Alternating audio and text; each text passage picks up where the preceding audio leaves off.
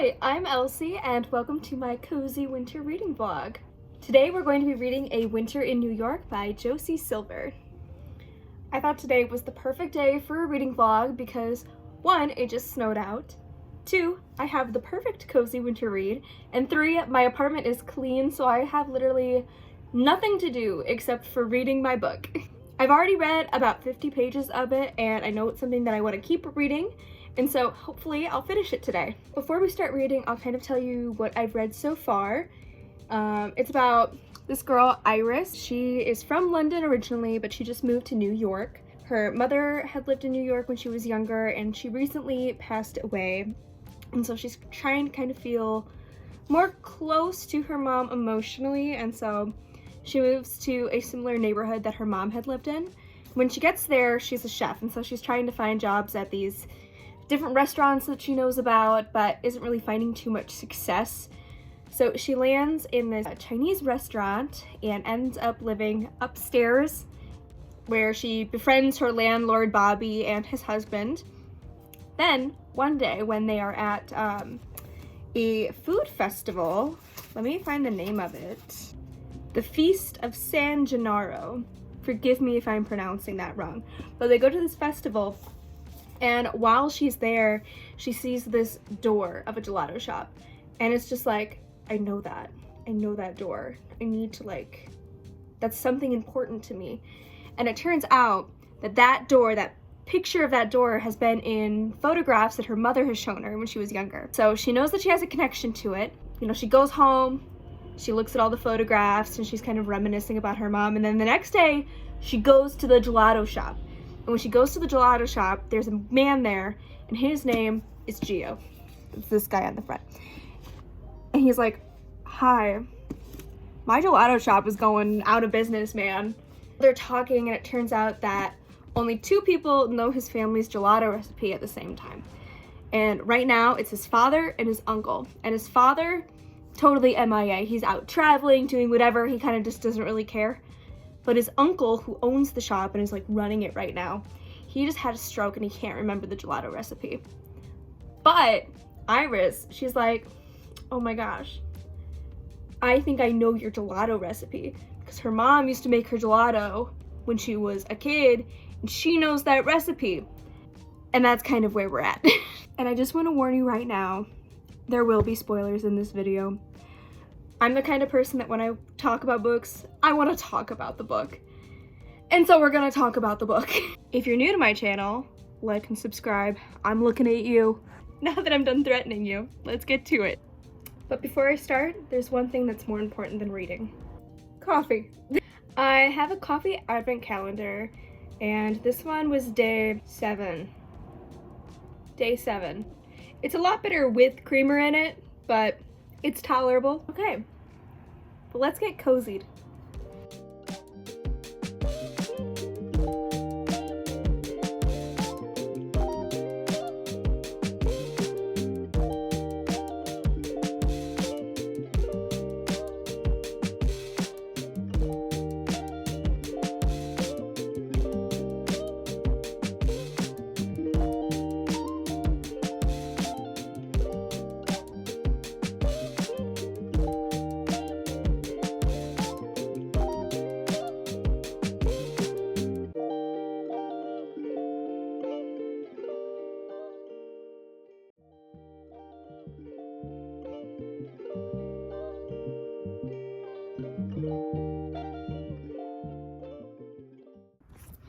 Okay, so at the beginning of the book, it's Valentine's Day in the prologue. Iris goes to a bookstore, and she really wants this book, and she picks it up at the same time another guy picks it up, and she has an argument with him about the book, and whatever, and it was just revealed that it was Gio who was there. I don't know why I didn't clock that, that's so obvious, but it's got me giggly.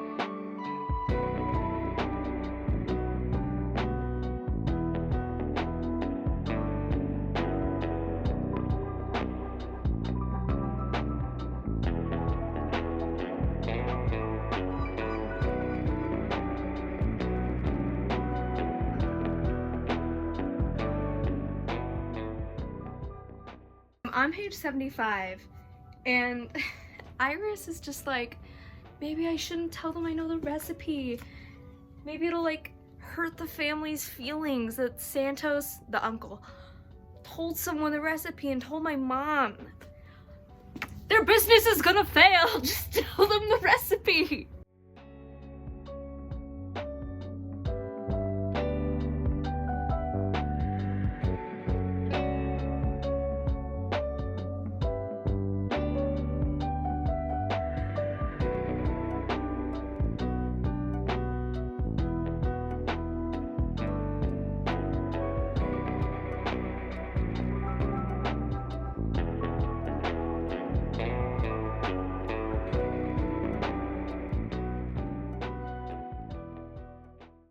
This author must really like Zooey Deschanel because she mentioned Zooey Deschanel earlier, and then they also just mentioned New Girl.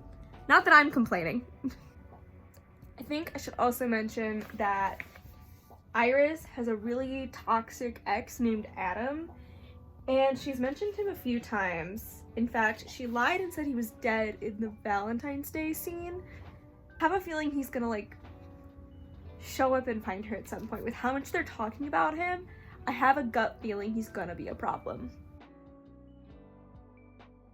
Okay, so we just met Gio's daughter, and she's playing piano on this old piano that they have at the gelato shop. She's kind of struggling with the piece, and so Iris is like, well, maybe, you know, I used to play piano with my mom, and whenever I got stuck, I would try playing something fun and then going back to whatever I was working on. So she sits down with the daughter, Bella, and they start playing The Entertainer together, and Gio gets pissed off. He gets mad.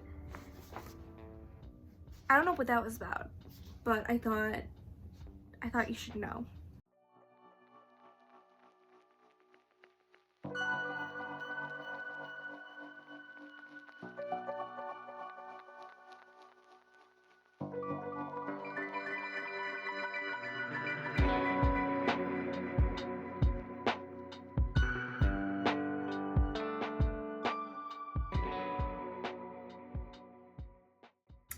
What I'm really liking about this book so far is that it's not just about the romance or about the gelato shop. It's also about how Iris is healing from a toxic relationship and wanting more for herself. I just got to a scene where there's a busker singing and she's losing her voice. So Iris starts to sing with her and is performing with her. And I really like the line, "It's an anthem, and I belt it out like one, a metaphorical middle finger to anyone who wants to come and try to take me down. I feel like I'm singing right into Adam's ear. How I wish the girl I was then could see me now. I slam a hand over my heart and sing for her." It makes me want to cry. I love it.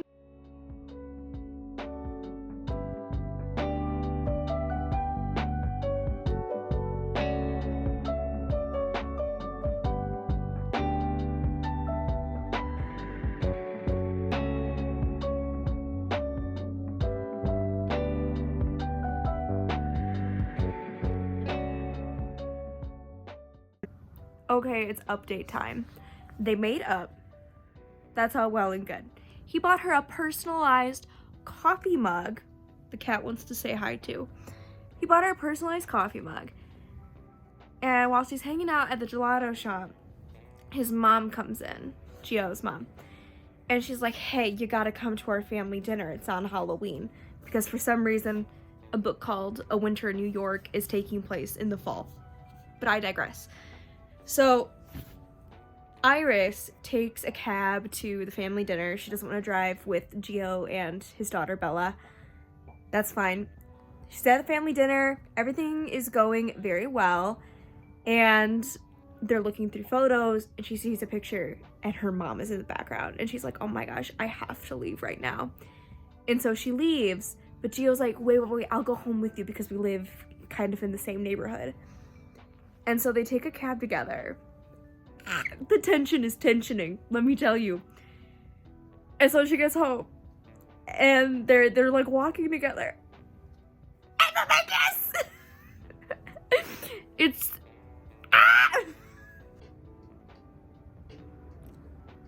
He just said he regrets the kiss.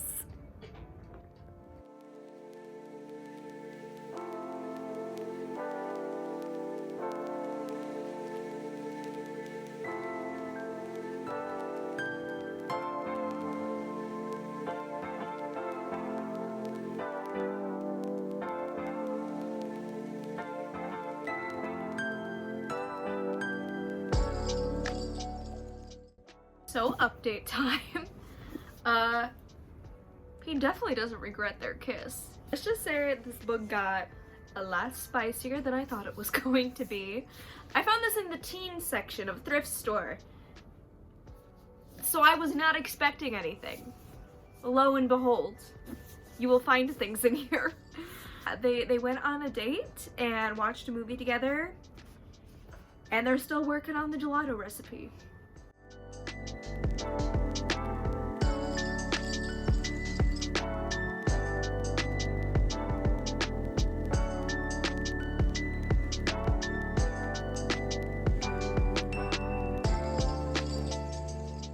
So I'm on page 184, and I've been thinking of how this is going to go up in flames. You know, there's going to be some sort of conflict here.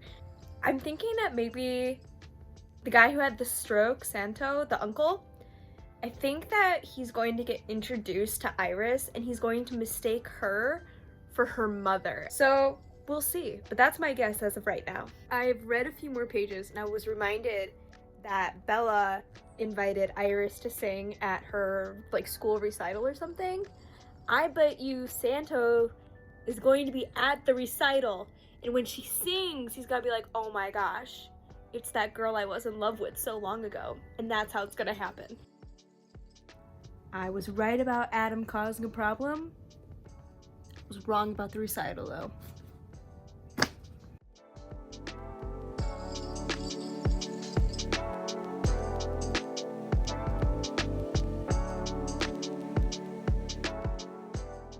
Okay, so different circumstances, but I was right about Santo immediately recognizing Iris. Totally clocks her, first thing. Adam just actually showed up, and Gio was supposed to show up at the apartment in 30 minutes.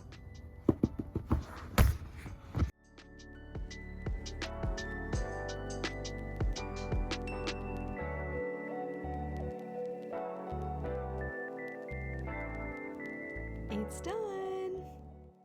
Good morning. It is the next day. I finished the book at 11:56 last night, and so now I'm here with my final thoughts about A Winter in New York. I thought that it was okay. I gave it 3 out of 5 stars. For me, it was really just the pacing that felt the most off about this. The first half, she spends going to the gelato shop, and there's really no hint of a budding relationship there. And I know I had mentioned earlier that there was an implication that they might have been cousins. Not cousins. Definitely not cousins. We are all good. We are all good on that front. She spends the beginning not really pining after him, and then all of a sudden there's just this very sudden switch after the family dinner that she gets invited to for the first time. And then they get thrown into this very intimate sexual relationship. I feel like after that, though, after we establish their relationship, the pacing gets a little bit better. We get to see a lot more of the family dynamics. I really loved seeing Gio's family. The Bellotti family was just so fun to read about, that big family dynamic. That I really loved. Sophia was probably one of my favorite characters, his younger sister / cousin. At the end, though, oh my gosh, let me tell you, I clocked Adam being a problem. I clocked that guy coming back, causing issues. He comes in and just lets himself into her apartment to start causing drama. Calling her a little mouse. Ew, gross. Get that man out of here. Hated that. What else? What else about this book? It was cute. It was cute. I feel like for a book called A Winter in New York, I do wish that it spent more time in winter. The first half of the book, before their relationship is really established, it takes place in the fall. That night where they have their first kiss is Halloween. It is Halloween that night they have their first kiss. But I mean, the ending took place on New Year's Eve. And so the back half of the book was winter. It's just everything else was fall. But that was fine. I will say I am not a big fan of a miscommunication / lying trope, and the entire plot of this book hinges on Iris not communicating that she knows the secret recipe, that her ex is still alive, and that her mother was in love with Santo. The whole plot hinges on those lies, and so if you are not a fan of that type of trope in a book, maybe not for you. But I was able to look past it because the found family in this and the relationship ended up being really, really nice. But yeah, a solid 3 out of 5 stars. I probably won't read this again, but I had a good time reading it. I think I'm gonna give this to one of my friends because she was interested in reading it, and I hope she likes it. But as always, thank you for watching.